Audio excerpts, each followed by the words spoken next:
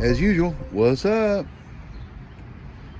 Alright, today, just as promised, I'm going to share what we turned the red Huffy old school bike from dysfunctional and cheesy work to hopefully a little better work and a completely functional, smooth riding Huffy. First of all, if you can see down in there, I machined out the sprocket for the dust cap to fit. The brake arm is installed, nothing touches, nothing's hitting, and we have good coaster brakes, which is way better than the no brakes the other people were going to send them out riding with. As always, I always use the aluminum hub mount for the sprocket, the one that fits the 9-hole standard sprocket. You got to be careful when you buy these, because when you pull them up, if it has the 3 Allen heads with the tapered heads, that one fits a CNC sprocket, then you have to buy the CNC sprocket, because this sprocket will not fit. Just a little friendly tip as I'm moving around. Then instead of beating the fender, I had to cut it a little deeper and a little more than necessary, but they bent it all up with the pliers and the ball peen hammer. If you watched my cheap ain't good and good ain't cheap video. So I did the best I could to make that look a little more proper. We already had the spring tensioner, so I went ahead and put that on there instead of the frame mount. Being this bicycle is old school, if you will, it has smaller rails, and although you can drill and steel pin the regular frame mounted chain tensioner, I'd prefer to run this if we have it.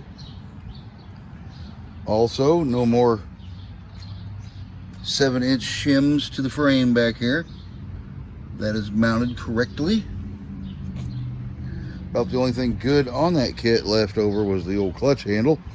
I did install the new clutch handle because I installed all of the new parts on the bike, not taking any chances.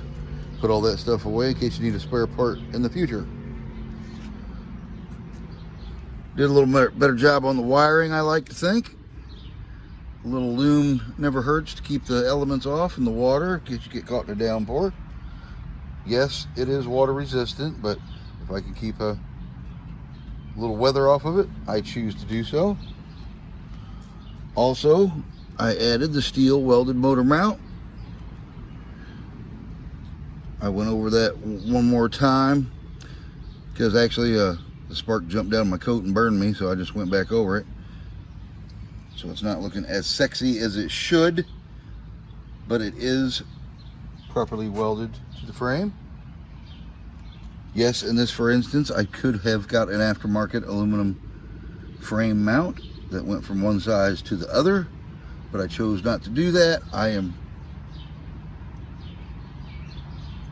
have preference to the steel mount. You never have any problems, nothing strips out, it's always there. Super durable, and later in life, if he wears this motor out, don't have to line anything up and take a chance on stripping out the bolts on your aluminum engine mount.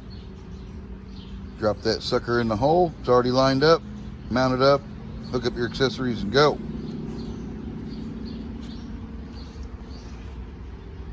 Well, I think that's about it. I started at the front and lubed all the wheel bearings.